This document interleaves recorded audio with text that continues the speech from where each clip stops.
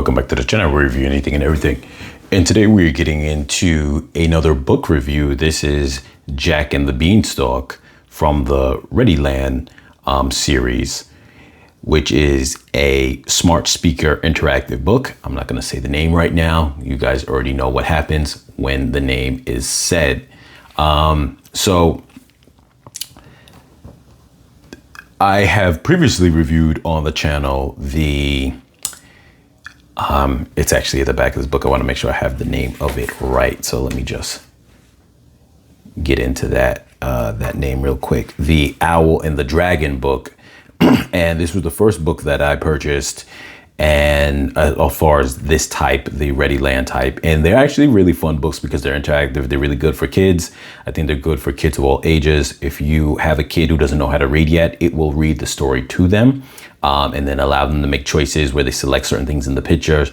And then if your kid is able to read, it's still nice because it allows them to kind of read along as the smart speaker reads out to them, and then in addition to that, prompts them to make certain decisions. Now, I will say right off the back that the Owl and Dragon book is probably the best one to start with because it definitely is its own story. So it has a lot more of interaction, at least from what I've seen.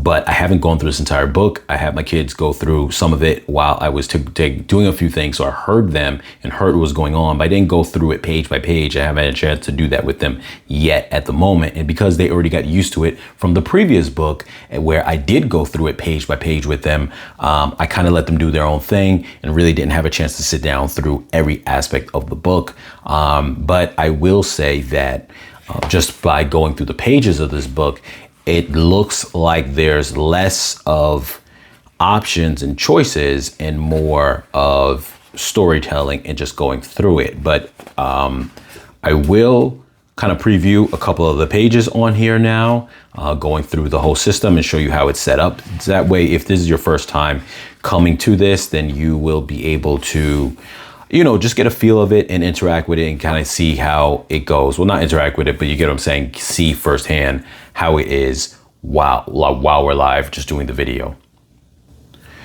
So in this case, I'm not going to, last time I did the previous review, if you look at that video, I had my little Owl smart speaker with me, the one that I purchased directly for my kids. So I think that's also to a plus when you buy that one for your kids. It just kind of goes more with the interactive experience, especially if your kids are in the single digits, which I think is where you would be aiming to buy these type of books for. But right now I have my smart speaker off to the side in the background. I'm just going to use that right now since it's handy and available. So starting off first, and if you guys want to lock up the sound of your smart speakers or the mic, on your smart speakers, do that now because I'm going to be saying the word that you see here in a second. And obviously you guys know that that's going to cause chaos for a lot of you guys watching this video. So as is instructed here, when you are ready, say, Alexa, open Readyland. Okay, here's Readyland.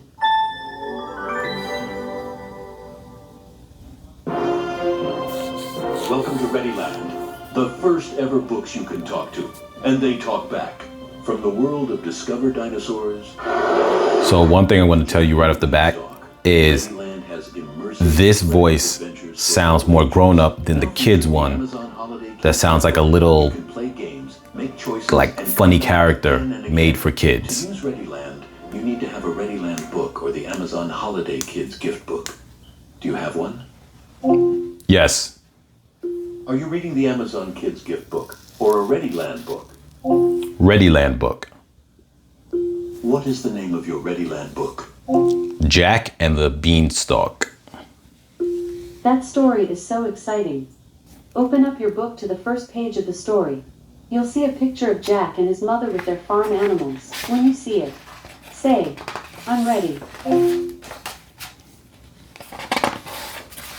I'm ready. Okay, now we'll read the words on this page. Once upon a time, there was a boy named Jack. Now, let's read the next part. He lived with his mother on a lovely farm, and they were very happy. Now, let's hear from Jack. Good morning. Welcome to our farm. I love to say hi to all my friends on the farm each morning. Who should I say hi to first? The cow. Good morning, Bessie. How is your day going? Who else should I say hi to? The horse. How are you this morning, Sally? That was great. Next time, let's see which other friends we can help Jack say hi to. Now, turn to the next page. Page 3. You'll see a picture of the giant and a village. When you see it, say, I'm ready. I'm ready. Okay, now we'll read the words on this page. One day, everything changed. An evil giant started to eat up all the food and steal things from the good villagers. Let's hear what the giant is saying. Fee, fi, fo, flum. This free food is so yum yum. Now, let's read the next part. For Jack and his mother, life became hard. The giant stole their golden harp and magical goose that lays golden eggs. Now turn to the next page. Page 5. You should see a picture with Jack's mother and a table full of stuff. When you see it, say, I'm ready. I'm ready. Okay, now we'll read the words on these pages. Their sweet cow, Bessie, had stopped giving milk. They had no choice but to sell her. Jack, take Bessie and sell her at market. Make sure to get a good price for her. I will, Mother. It looks like Jack has room in his wagon. Let's help him decide what else to take to market. I can fit more in my wagon. Let's bring something on this table. What else should I take to market? The lantern. A shiny lantern like this will light up the night. All I right. have room for one more thing in my wagon. What else should I bring to market? The hose. Let's check for leaks. Alright, we can sell this hose. It's great for getting things All right, so it's a little more Okay, interactive I'm than what all I loaded thought. up and ready to go. Good job. Now, turn to the next page. Page 7. You should see a picture of a mysterious stranger and some beans. When you see it, say, I'm ready. Alexa, stop.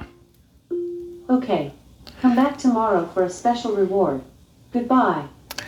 Okay, so I'm going to stop the progression of the book there, but I just wanted to give you guys a little preview of how it works. Now, I will say, like I said before, I definitely think start off for your kids with the Owl and Dragon book, because I do feel that at some point in the story, it gets a lot more interactive. You do have things where it might tell you select things or point out things that are on a table in the other book, but also too, there are parts where there's mazes and it'll tell you take the route, and what's at the end of the maze will let you know that you completed the maze. So it'll be like, what color so-and-so was at the end of the right path to take.